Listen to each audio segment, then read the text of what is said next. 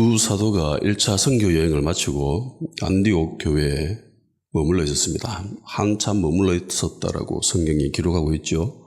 신학자들이 조사해 보니까 한 1년에서 2년 사이였다라고 이야기합니다. 요 사이에 많은 신학자들이 갈라디아서를 기록했다라고 이야기합니다.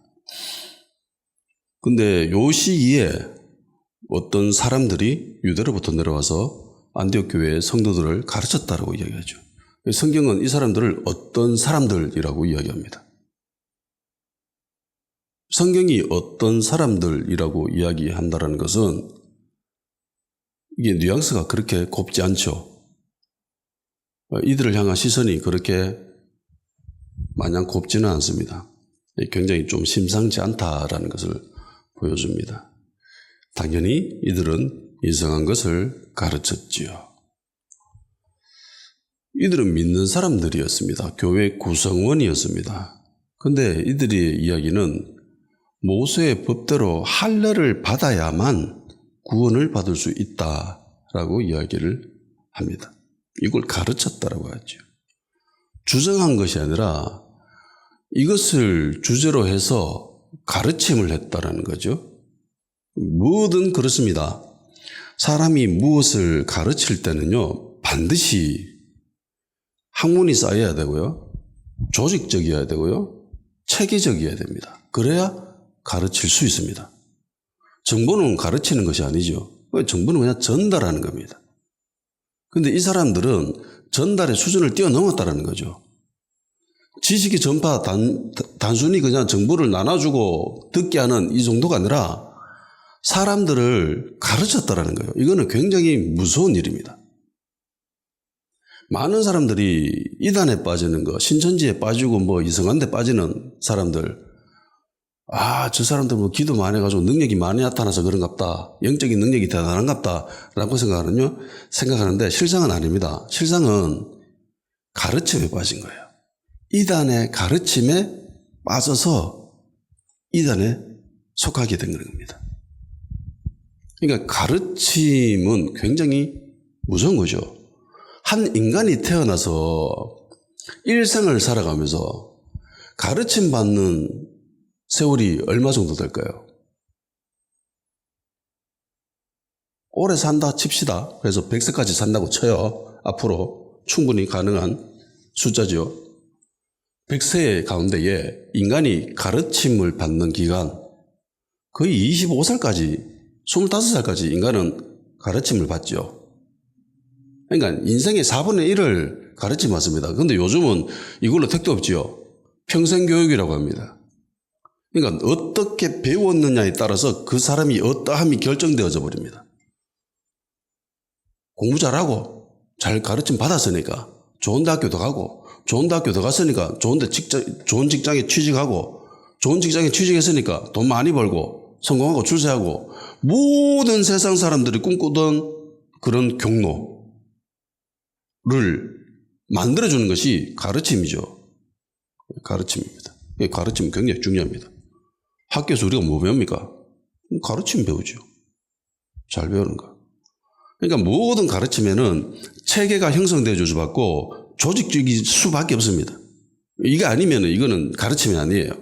티칭이 아닙니다. 그냥 지식의 전달일 뿐이죠.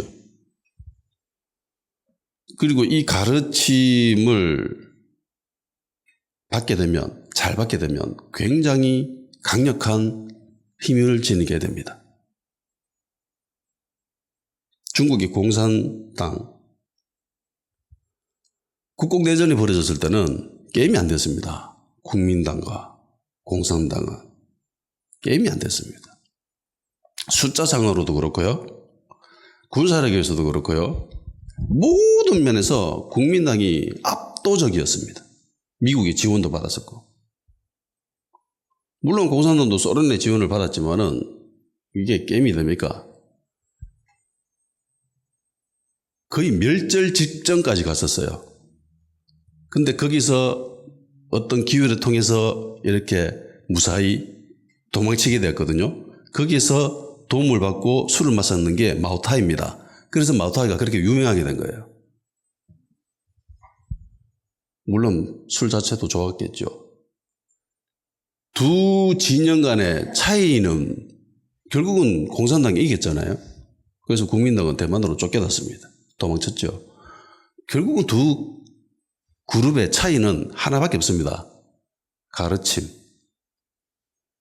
이 공산주의로 완전히 무장되어 있는 소수와 그리고 그냥 뭐 부패하게 자기 밥그릇 챙기면서 사람들 착취하면서 살았던 수십만의 국민당 그리고 군사들이 있었지만은 게임이 안 되는 거죠.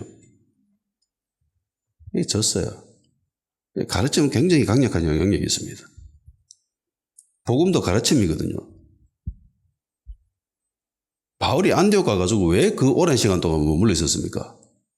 사람들 엄청나게 많이 몰려들고 숫자도 막 엄청나게 커지고 이러는데 바나바는 왜 굳이 바울을 데리고 오고 바울과 바나바가 거기서 무엇을 했습니까? 숫자 늘렸습니까? 아니죠. 가르쳤다라고 하죠. 복음도 가르침입니다. 그저 주장하거나 외치는 것이 아니라 이 사람들이 이 주제를 가지고 사람들을 가르쳤다는 게 이게 굉장히 무서운 거예요. 그리고 이 가르침이 굉장히 파괴적이다라는 것을 두 사도는 알아챕니다. 그래서 강력하게 대응하죠. 그들과 논쟁을 벌였다, 변론을 했다라고 이야기하죠. 한마디로 싸웠다는 소리입니다. 말로 싸웠다는 거예요.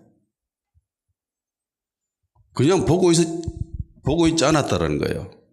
뭐 그럴 수도 있지. 뭐 저 사람들 뭐 삶이 저랬으니까 뭐 충분히 저렇게 생각할 수도 있지. 교회 화합이 중요하지 않겠어? 우리끼리 평화가 중요하지 않겠어? 이러면서 그들과 뭐 좋은 관계, 원만한 관계를 형성하려고 그렇게 생각하지 않았다는 겁니다. 그거는 전혀 관심의 대상이 아니었습니다. 복음을 지키는데 그냥 몰빵한 거예요. 저들과 싸우니 한이 있더라도 이 진리는 반드시 지켜야 된다. 사람들은 반드시 지켜야 된다라는 생각을 가지고 있었습니다. 그래서 그들의 가르침이 안디옥 교회 성도들에게 전해지고 물드는 순간 교회가 망가진다라는 것을 분명히 알았기 때문에 너무나 잘 알고 있었기 때문에 강력하게 대응을 했지요. 싸웠습니다. 그런데요. 보세요. 바울과 바나바는 안디옥 교회 리더입니다. 최고 리더지요. 그리고 문맥상 살펴보면은 안디옥 교회 성도들도 바울과 바나바 편인 것을 알 수 있습니다. 대부분 동조하고 있어요. 바울과 바나바가 이야기하는 것. 그럴 수밖에 없는 게 이들은 이방인이잖아요. 이방인입니다. 율법을 모르는 사람들입니다. 들어는 봤겠지만 그걸 지켜본 적이 한 번도 없는 사람들입니다. 그런데 예수 믿고 하나님 자녀가 돼서 구원받는다, 부활한다라는 그 기쁨에 취해 있는데 갑자기 어떤 사람들이 나타나가지고 그거 안 돼, 그걸 안 돼, 할례 받아야 돼 라고 합니다. 그럼 할례가 뭔데? 남성 표피를 잘라내야 된대. 좋겠어요? 좋아하는 사람이 있겠습니까? 없죠. 그거 누가 좋아합니까? 나도 싫어하는데. 아픈데. 마취제도 없고 그 당시에. 뭐 항상제는 있겠어요 그때? 혹여나 잘못하다가 세균 감염되면 저 사람은 죽을 수도 있죠. 그러니까 이게 하기 싫어요. 누구나 다 하기 싫습니다. 이방인이라면 당연히. 근데 이걸 주장합니다. 그러면 우리가 흔히 생각하면 저러면 그냥 당연히 정리되는 거 아닌가? 바울과 바나바가 리더고 그리고 교회 성도들도 또 이 두 사람을 따르고 이 사람들은 유대로부터 왔고 소수의 사람이고 별거 아니겠네? 정리되겠네? 라고 생각할 수 있지만 정리가 안 됩니다. 결론이 안 돼요. 결론이 안 나요. 왜? 안디옥 교회 성도들이 동조해서? 그건 아니죠. 그건 보편적인 생각을 가지고 있는 사람이라면 그렇지 않다는 걸 알 수 있습니다. 그러면 무엇 때문에 결론이 안 나서 결국은 안디옥 교회 성도들이 안디옥 교회가 이 두 사도를 그리고 몇 명을 포함한 이 사람들을 예루살렘으로 파송했는가? 좀 결정지어 보내주십시오라고 그렇게 했는가? 그 원인은 이 어떤 사람들이겠죠. 이 어떤 사람들이 정말 강력했다라는 겁니다. 가르침이. 이 사람들의 생각과 태도와 이 관점이 너무나 강력했다는 거죠.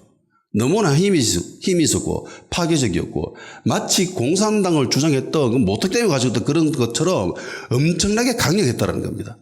그러니까 옆에 있어 보니까 막 정신을 못 차리겠어. 너무 힘 셌어.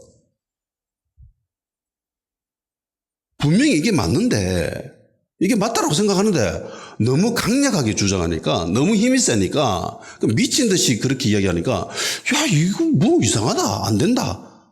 결론 안 난다. 심리적으로도 이성적으로 다 두 사도가 주장하는 그 복음의 예수 그리스도를 통한 복음의 완벽함 거기에 동조가 되지만은 이게 사람들이 너무 강력하게 주장하니까 이게 감당이 안 되는 거예요. 결론이 안 납니다. 그래서 결론 좀 내 주십시오라고 이 사람들을 예루살렘으로 보내는 거지요. 안디옥 교회 자체에서는 도저히 해결이 안 나니까. 그러니까 유대로부터 내려온 이 사람들은 진짜 보통 사람이 아닙니다. 뭐 때문에 여기 왔겠습니까? 오직 이 하나의 자기들이 가지고 있는 그 진리, 자기들이 생각하는 진리라고 하는 할례를 받아야만 구원받는다라고 하는 것을 가르치기 위해서 이 먼 길을 온 거죠. 뻔합니다. 굉장히 강력하고 집요하고 공격적이었다는 것을 말해주는 거죠. 바울과 바나바가 이들과 상대해 봤는데 해결이 안 나는 거죠. 답이 안 나오는 겁니다. 그래서 예루살렘 교회로 보냈습니다. 2절에 바울 및 바나바와 그들 사이에 적지 아니한 다툼과 변론이 일어난지라 형제들이 이 문제에 대하여 바울과 바나바와 그 중에 몇 사람을 예루살렘에 있는 사도와 장로들에게 보내기로 작정하니라. 그러니까 바울과 바나바가 갔지요. 그리고 몇 사람이 있었다고 합니다. 그 몇 사람 가운데에 디도도 있습니다. 갈라디아서에 보면은 디도가 여기 포함되어 있다는 것을 알 수 있습니다.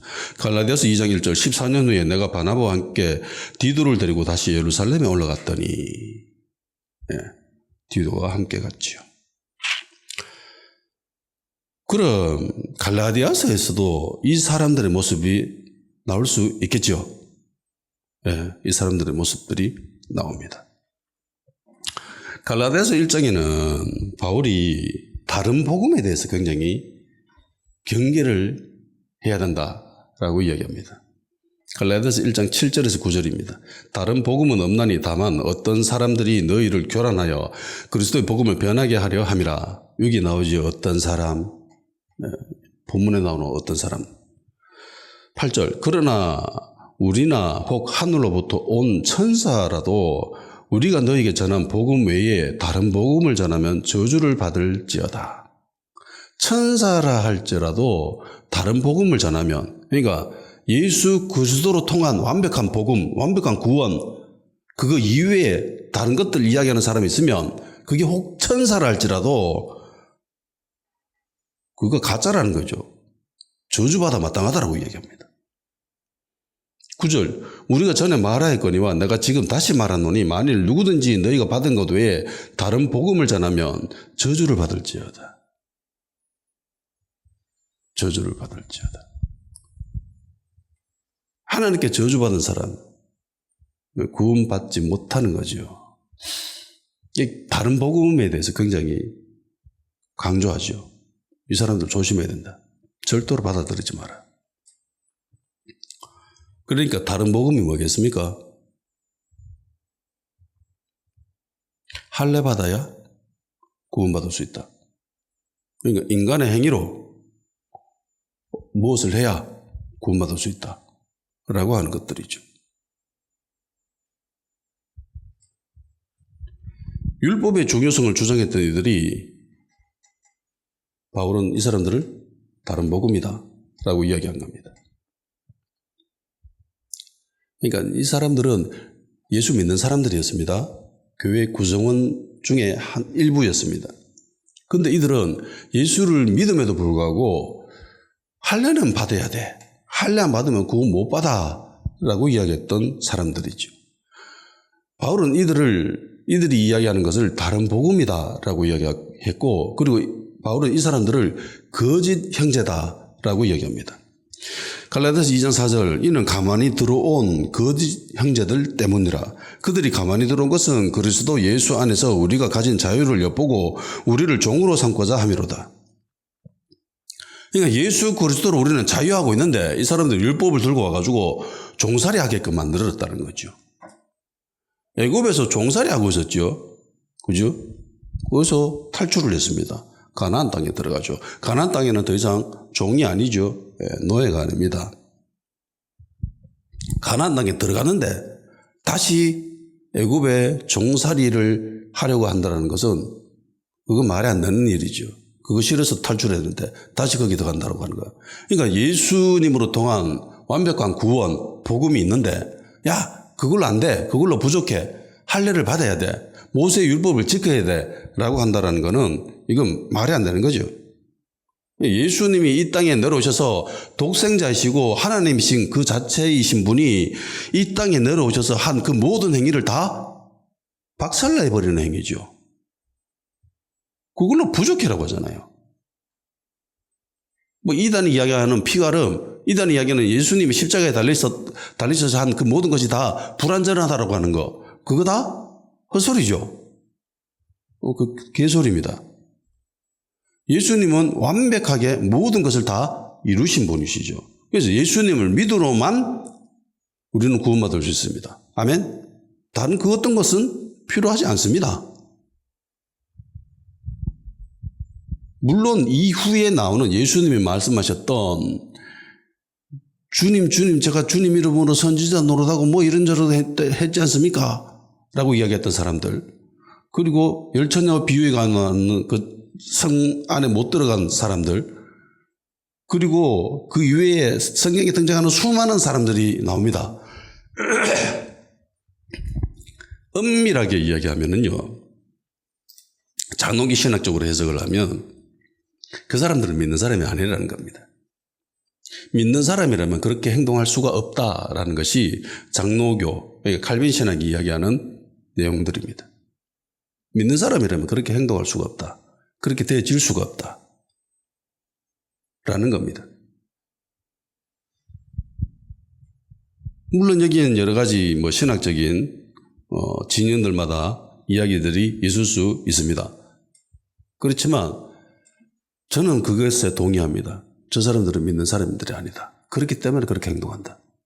그런데 그거 알 수 있는 사람은 이 땅에 아무도 없습니다. 그러기에 나는 최대한 믿는 사람처럼 행동해야 됩니다. 성경에 나오는 성 잔치 안에 못 들어가고 바깥에서 슬피우며 일가는 그 염소 같은 사람들이 되지 않고자 그런 행동을 하지 않아야 되고 무단히 애써야 내가 믿는 사람임을 드러낼 수 있는 거예요. 모든 것은 하나님의 주권에 달린 것이지만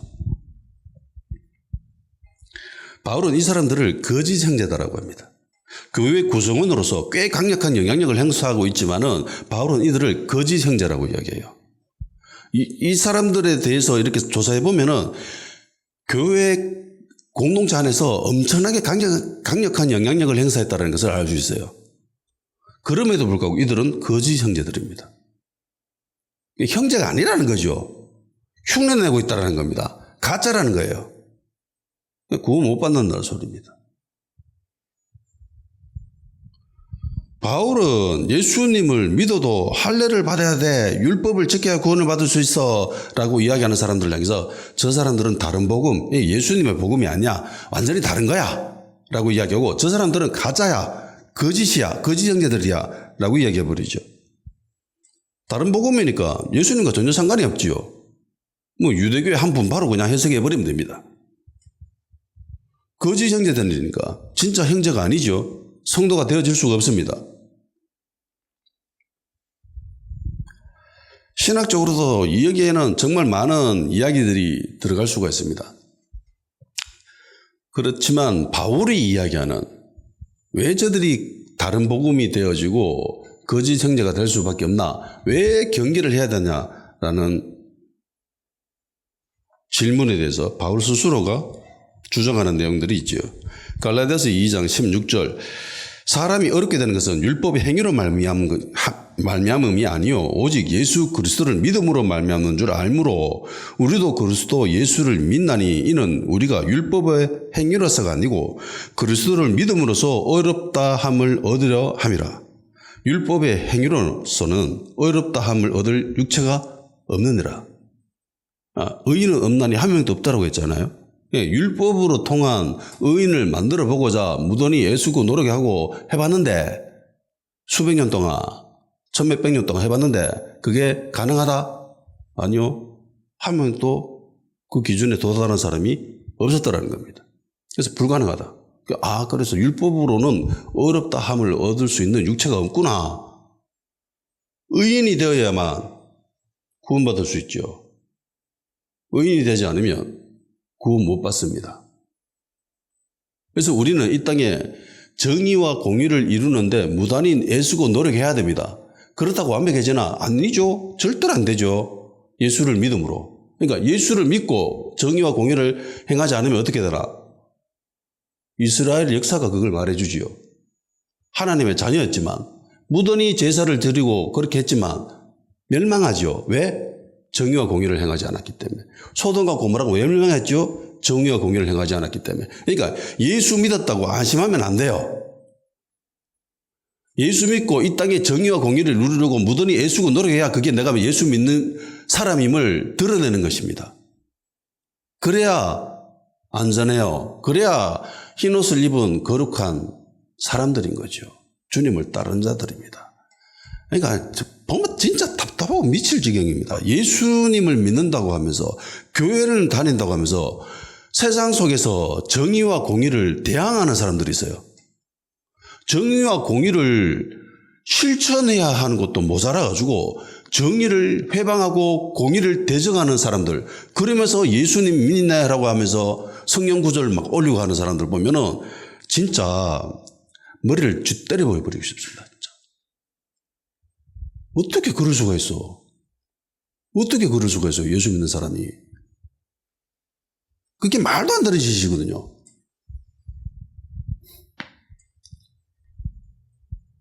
빌립보서 3장 9절 그 안에서 발견되려 함이니 내가 가진 의는 율법에서 난 것이 아니요 오직 그리스도를 믿음으로 말미암은 것이니 곧 믿음으로 하나님께로부터 난 의라.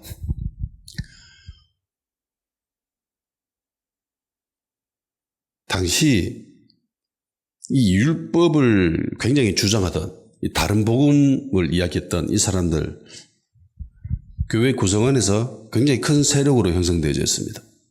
그러니까 여기서 다툼이 일어나서 결정이 안 나는 거죠. 결론이 안 나는 거죠. 그리고 이 사건을 계기로 이 신학적인 주제를 가지고 예루살렘 교회에 가죠. 거기서 또 논쟁이 벌어집니다. 막 이런저런 이야기하다가 결국 나중에 야고보가 정리를 하죠. 그렇게 해야 할 정도로 이 세력이 막강했다는 겁니다. 이들은 예수님을 믿는 사람들이었습니다. 그런데 예수님을 믿음으로 구원을 받을 수 있다라는데 동의하지 않지요. 그래도 율법은 지켜야지. 그래도 할례는 받아야지. 라고 이야기했습니다. 복음이란 예수님을 믿음으로 그냥 끝나는 거예요. 십자가에 달린 강도 예수님 믿고 끝났잖아요. 천국 갔습니다. 예수님 믿고. 걔가 율법을 어겨가지고 십자가에 달린 거잖아요. 도둑질하다가 강도질하다가. 그러니까 율법을 지키는 사람이 아닙니다. 근데 천국 갔잖아요. 왜? 예수님 믿음으로 통해서.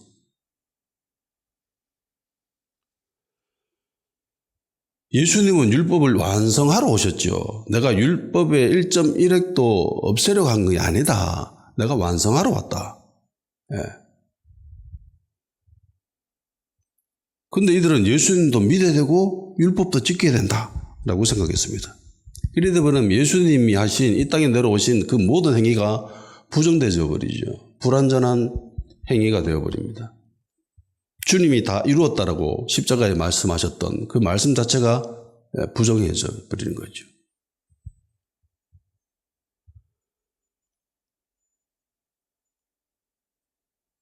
이후에 초대교회는 정말 많은 신학적인 논쟁이 나타나기 시작합니다. 이게 거의 최초죠. 예수님을 믿음으로만 구원을 받을 수 있나? 아니면 다른 뭔가도 해야 되나? 율법을 지켜야 되나? 할례를 받아야 되나? 여기부터 시작해서 이후에 수많은 신학적인 논쟁이 벌어집니다. 그리고 그 결과 이단과 그리고 정통이 구분되어지죠. 그러면 이단과 정통을 뭐 어떻게 구분하는가? 그 기준이 있습니다. 굉장히 쉬워요. 사도신경입니다. 우리가 예배 전에 하나님께 고백하지요. 사도신경을. 그 사도신경 기준에서 벗어나는 것을 이야기하는 사람들은 다 이단입니다. 사도신경을 공히 다 인정하면서 뭐 교단마다의 차이점들이 있지 않습니까? 그런 것들을 이야기하는 것은 이단이 아니에요. 너희들 왜 방언하고 예언하는데 너 이단이지? 이건 말이 안 된다는 겁니다. 왜? 사도신경에 그 어떤 것도 없지요. 거기에 관해서. 그러니까 그렇게 중요한 게 아니라는 거예요. 그런 것들은. 사도신경을 기준으로 딱 보고 이야기하는 것들 딱 들어보면은 전마들 이단이네. 이게 구분이 되어집니다.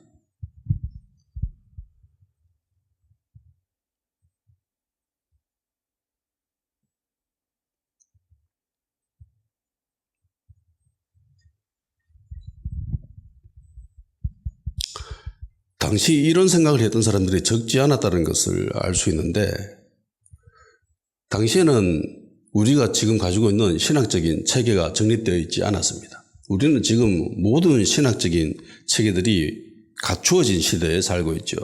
그 이후 수많은 이런 논쟁들을 거치면서 수많은 시간 동안 이 신학적인 체계가 정립되어진 겁니다. 당시에는 우리가 일반적으로 받아들이는 이런 신학적인 체계가 정립되어 있지 않았던 시대였기 때문에 이런저런 이야기가 나왔던 겁니다. 사복음서 중에서 제일 먼저 기록된 것이 마가복음이거든요. 그런데 마가복음에는 예수님의 유년기 시절이 없습니다. 기록을 안 했어요. 마가가. 그러다 보니까 어떤 일이 벌어졌냐면은 헬라인들, 그러니까 그리스인들은 그리스 사람들은 육체를 굉장히 부정한 것으로 여깁니다.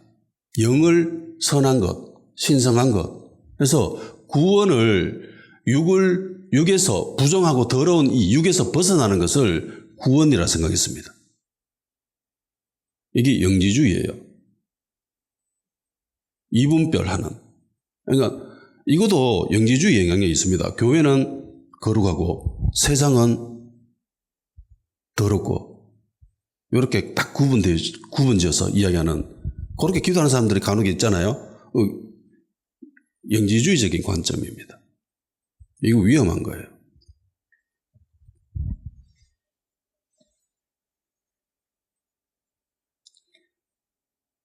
또 무슨 얘기가 더 왔지?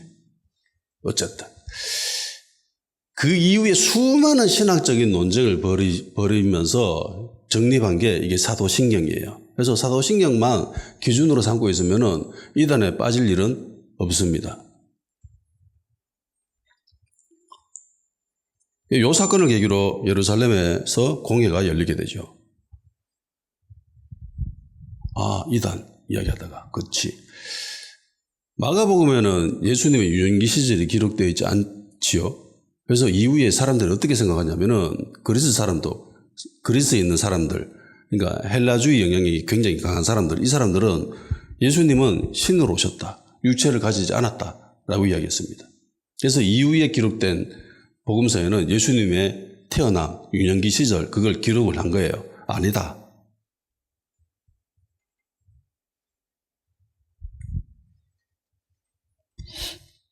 이후에 수많은 사건들이 발생하게 되고 그러면서 신학적인 체계가 생성되어진 거예요. 그러면 이런 질문을 해볼 수 있습니다. 도대체 이들은 왜 할례를 이렇게 주장했을까? 예수님 믿고 그렇게 살면 뭐 괜찮잖아요.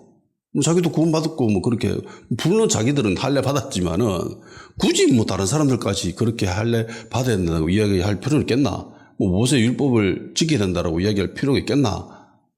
괜히 힘들게 그렇게 살아야 될 이유가 있나? 라는 생각하잖아요. 왜 이들은 이렇게 이야기했을까요? 당연하죠. 거기에 애착이 있으니까.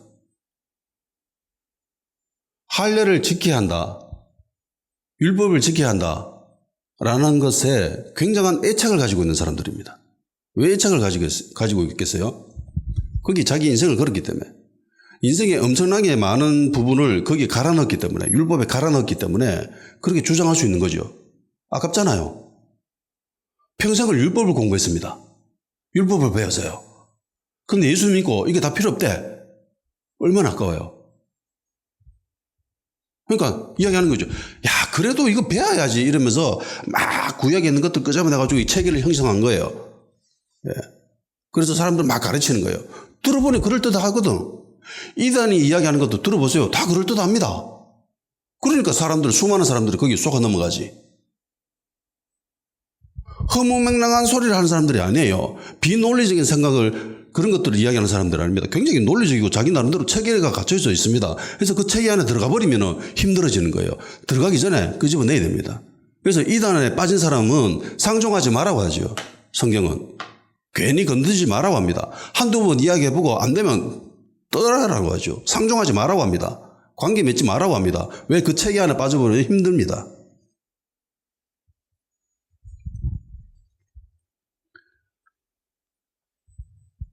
도대체 이들은 왜 이렇게 그 율법을 지키는데 혈안이 되었을까? 바울과 바나바가 예루살렘으로 가지요. 가는 도중에 베니게를 들리고 사마리아에 들립니다. 그리고 그 사람들한테 이야기하죠. 교회에 가서 이방인들이 주님께 돌아왔다라고 이야기합니다. 그리고 교회 사람들은 굉장히 크게 기뻐합니다. 마치 이 모습은 바울과 바나바가 1차 전도 여행을 마치고 수리 안디옥으로 돌아오는 그 모습과 비슷하지요. 왔던 데 되돌아가잖아요. 그죠? 그것처럼 자기들이 예전에 스데반 집사의 순교로 말미암아 디아스포라 되었을 때에 사람들이 막 흩어지면서 교회를 세웠는데 그 세워진 교회들을 다시 방문하면서 이방인에게도 복음이 전해졌다. 하나님이 문을 여셨다. 주님께 돌아온다라는 이야기를 한 거예요. 그러니까 이 사람들이 굉장히 크게 기뻐했습니다. 그리고 이윽고 예루살렘에 도착합니다. 그리고 사도와 장로들을 만나서 자신들이 이때까지 겪었던 모든 이야기들을 말해줍니다. 전도 여행했던 거, 안디옥교에서 벌어진 일들, 그런 이야기도 자세하게 보고를 했겠죠. 갈라디아서에 보면은 개인적으로 만나서 따로 이야기도 해줬다라고 이야기합니다. 그리고 안디옥 교회에서 벌어진 이 논쟁에 대해서 이야기를 합니다. 이것 때문에 왔다라는 거죠. 그런데 사도의 말을 듣고 제일 먼저 보인 사람들이 누구일까요? 바리새파 사람들입니다. 사도의 말을 듣고 제일 먼저 반응을 보인 사람들은 바리새파 사람들입니다. 바리새파 사람들이 누구지요? 율법을 목숨처럼 지키는 사람들입니다. 율법을. 그러니까 율법에 대해서는 전문가들입니다. 율법으로 밥 먹고 사는 사람들이에요. 근데 이 사람들이 예수 믿는 사람들이 있었다는 거죠. 이 사람들 중에. 이 사람들이 이렇게 이야기합니다. 바리새파 중에 어떤 믿는 사람들이 일어나 말하되 이방인에게 할례를 행하고 모세의 율법을 지키라 명하는 것이 마땅하다 아니라.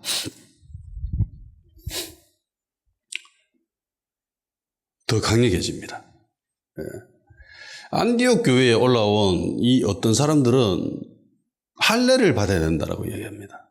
모세의 율법대로 할례를 받아야 구원받을 수 있다.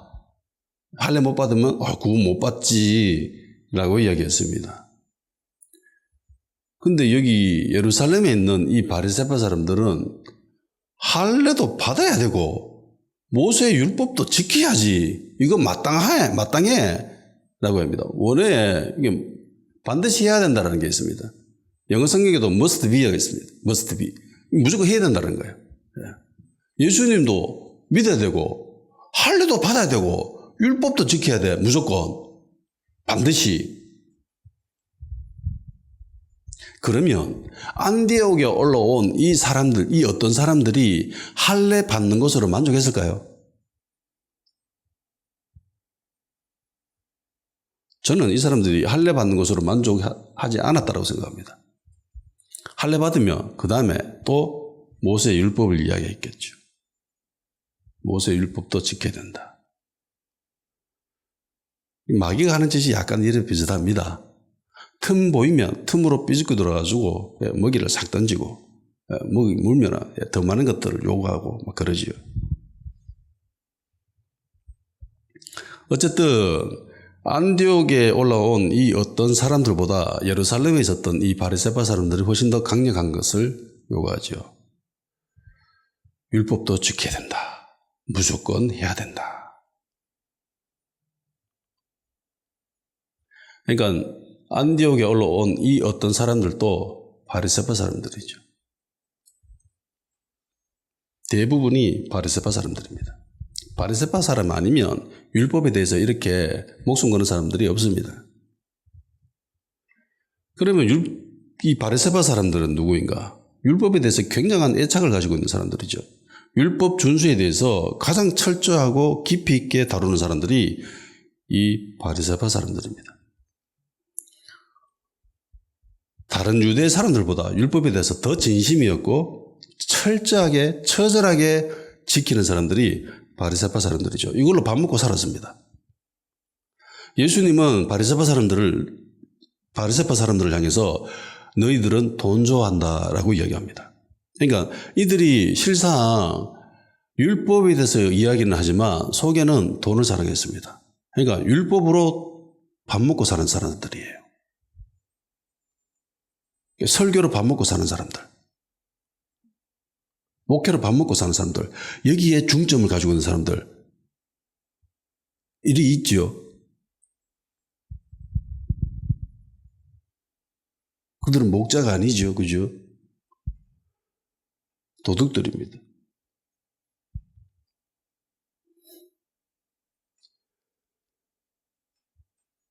자신의 삶 가운데에 율법이 거의 전부였죠.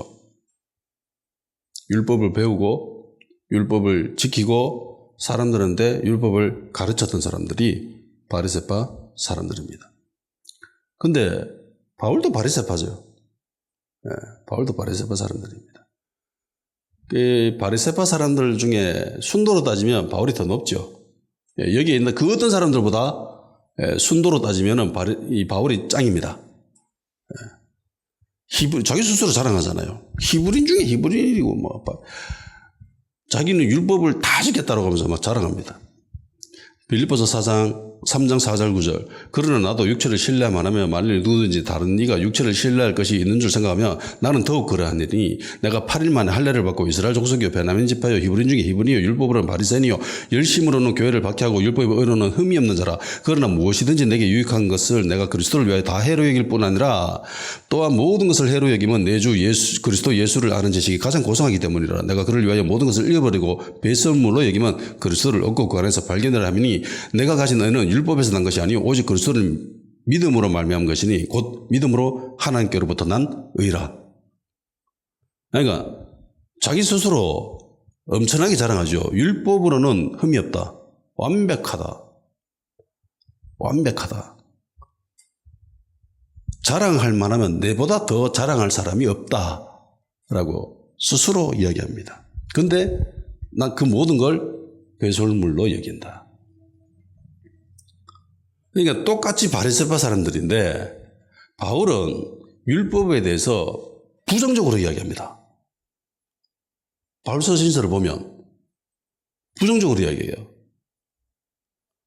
근데 성경에 나오는 이 다른 복음 전하는 이 어떤 사람들은, 거짓 형제들은 율법을 굉장히 강조합니다. 왜 이런 차이를 볼까요? 똑같이 바리새파 사람들인데. 바울은 예수님을 믿고 난 이후에 이전에 자기가 투자하고 애쓰고 노력했던 그 모든 걸 다 배설물로 여깁니다. 해롭다라고 생각을 해요. 이거 굉장히 해로워. 이거 나빠. 마이너스야. 그래서 그걸 다 없애버리죠. 예.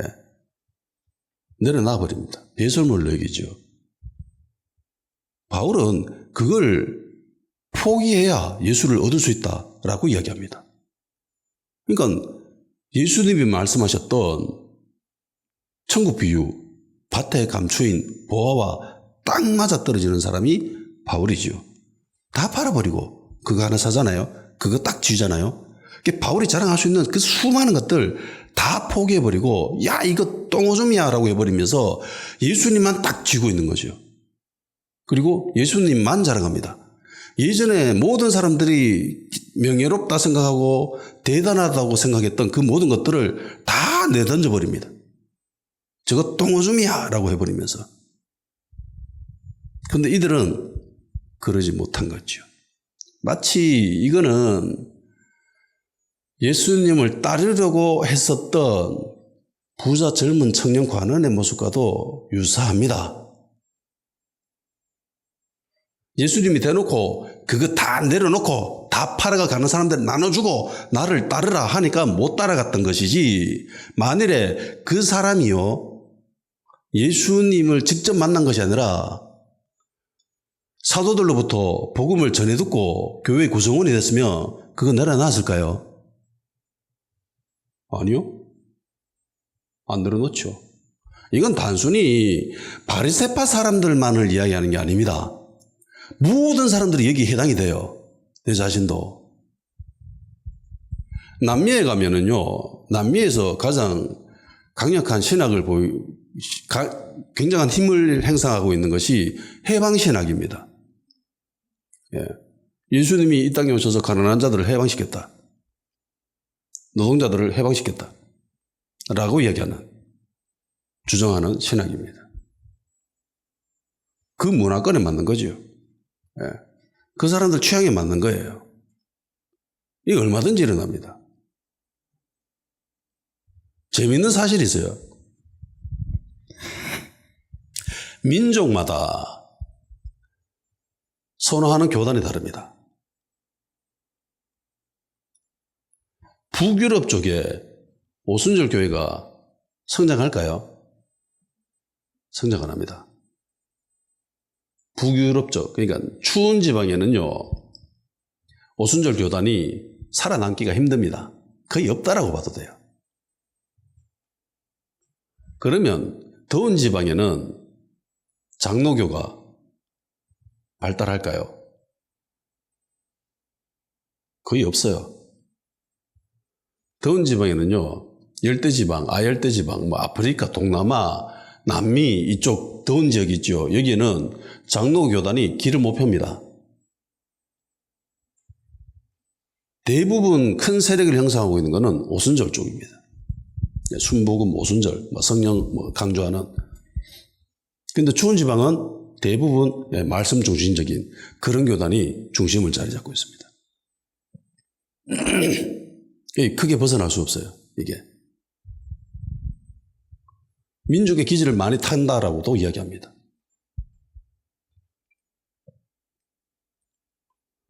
바울은 예수님 믿고 자기가 이전에 예수님 이전에 추구했던 그 모든 것들을 다 내려놓고 다 깡그리 잊어버리고 저거 똥오줌이야 라고 하면서 가까이 하지도 않습니다. 근데 이 어떤 사람들은 그걸 탐구하죠. 애착합니다. 예수님 믿어도 저거 얼마나 내가 애써서 했는 건데. 예수님 믿었는데 야 내가 저거 하려고 얼마나 무던히 애쓰고 노력해가지고 내가 저걸로 밥 먹고도 살고 이제 못 먹고 사노? 아 이거 가르치면 되겠네. 그 가르치러 다니는 거죠.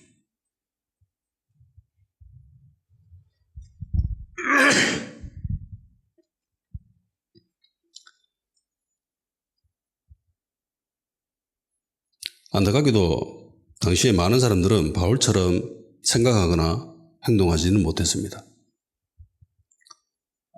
꽤 많은 사람들이 예수님 믿기 이전에 그 삶을 내려놓지 않았습니다. 그 패턴을 그대로 답습하려고 했던 모습들이 나옵니다. 사도들이 복음 전하는 모습에서도 나오지요. 분명히 예수님은 성령 받으면 이방인에게 복음 전해야 된다고 했음에도 불구하고 우리가 이때까지 살펴봤잖아요. 이들이 단번에 갑니까?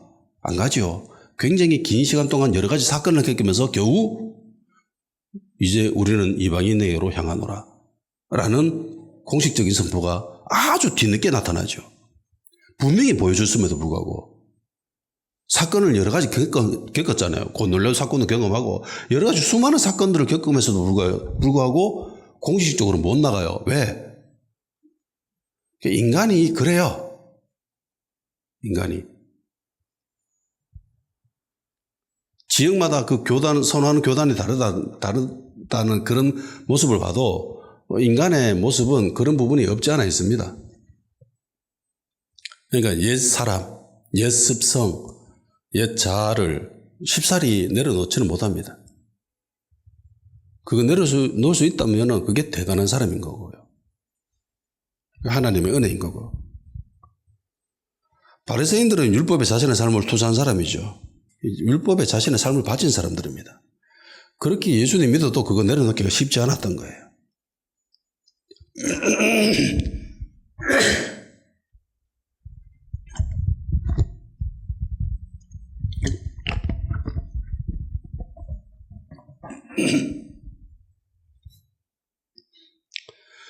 지금 시대에는 예수님 믿고 할례를 받아야 된다라고 주장하는 사람은 없습니다. 율법을 지켜야 된다라고 이야기하는 사람들도 없습니다. 요즘 간혹 나타나요. 이상한 사람들이. 몇 년 전에 나타나는데 그래도 뭐 이스라엘에 꽂힌 사람들이 좀 그런 이상한 소리를 합니다.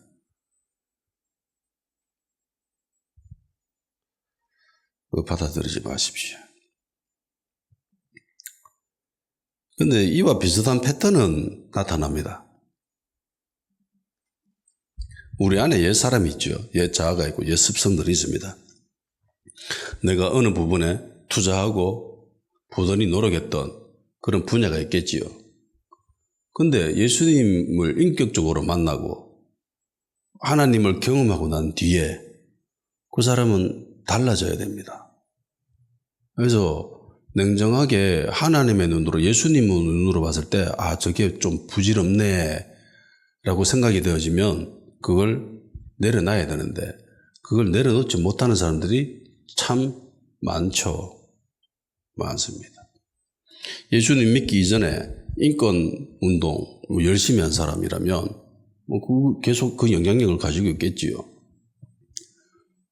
여성인권, 페미니즘 그 운동을 했었던 사람이라면 예수님 믿고도 거기에 꽂혀있을 수 있습니다. 그 노동운동한 사람들, 남미 해방신앙처럼 그런 사람들이 예수님 믿으면 또 거기에 관심을 가지겠지요. 온전히 내려놓기는 좀 쉽사리 불가능할 수도 있습니다. 예수님 믿기 전에 공산당과 열심히 싸웠던 사람이라면 예수님 믿고 난 이후에도 반공을 외치겠지요. 정치적 성향도 있겠지요. 개인적인 성향도 있을 수 있습니다. 추구하는 가치들이 다 다를 수도 있습니다. 근데 예수님 믿고 난 이후에 예수님 믿고 났다라고 하는 그 기준이 예수님을 인격적으로 만난 걸 이야기합니다. 처음부터 태어났는데 예수님 믿고 교회 다녔던 사람이 저는 예수님 믿기 이전이 없었는데요. 아니요. 예수님을 인격적으로 만나기 전과 이후는 분명히 다릅니다. 그거는 구분되어질 정도로 불신자가 예수님을 믿고 난 이후와 전과 구분되어지듯이 모태신앙이라 할지라도 예수님을 인격적으로 만난 이후와 이전은 다릅니다. 그거 분명합니다. 그 계기가 있어야 돼요. 주님을 믿고 난 이후에 모든 걸 내려놓을 수 있을까?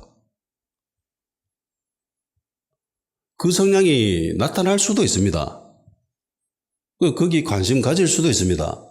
근데 그것이 더 많은 관심을 가지고 있다면 그건 위험한 거예요. 예수님을 믿는 그것보다 반공이 더 우위가 되면 안 돼요. 여성 인권이 더 우위가 되면 안 돼요.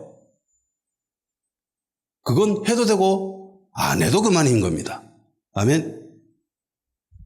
안타까운 게 예전에 우리가 일제 식민 시대에 있었을 때요. 3.1 운동을 했잖아요. 3.1 운동할 때 그 33명이 그게 주도가 되어 있어서 하지 않았습니까? 당시에 그리스도인 비율이 1.5%입니다. 1.5%. 1.5%예요. 100명 중에 2명도 안 돼요. 예수 믿는 사람이. 그런데 33명 중에 예수 믿는 사람이 몇 명이 있을까요? 16명입니다. 3.1 운동이 있고 난 이후에 공개적으로 일제로부터 재판을 받은 사람들이 있습니다. 48명이에요. 48명 중에 그리스도인들이 22명입니다. 교회가 주도했어요. 진짜 그야말로. 교회가 앞장서서. 근데 안타깝게도요. 그 34명 중에 예수 믿는 사람들 16명 가운데에 끝까지 자기 위치를 지킨 사람은 몇 명 없습니다. 이후에 수많은 사람들이 일제에 동조하기 시작합니다.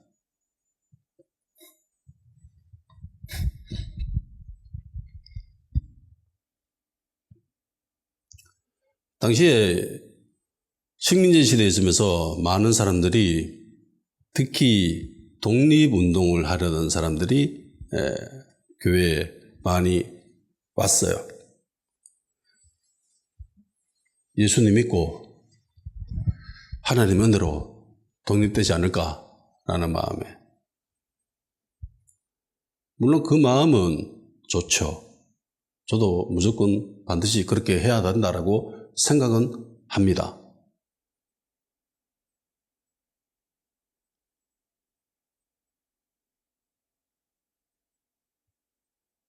그런데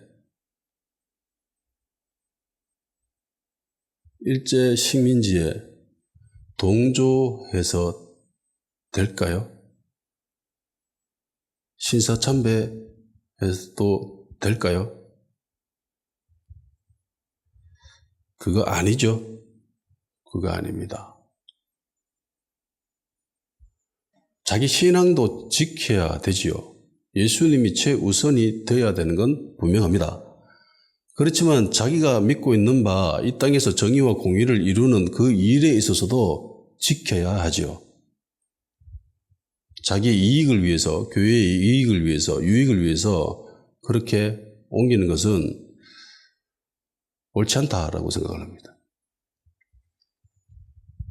주님을 믿고 난 이후에 그 삶이 달라집니다. 생각도 달라져요. 그러면 거기에 완전히 빠져들어야 됩니다.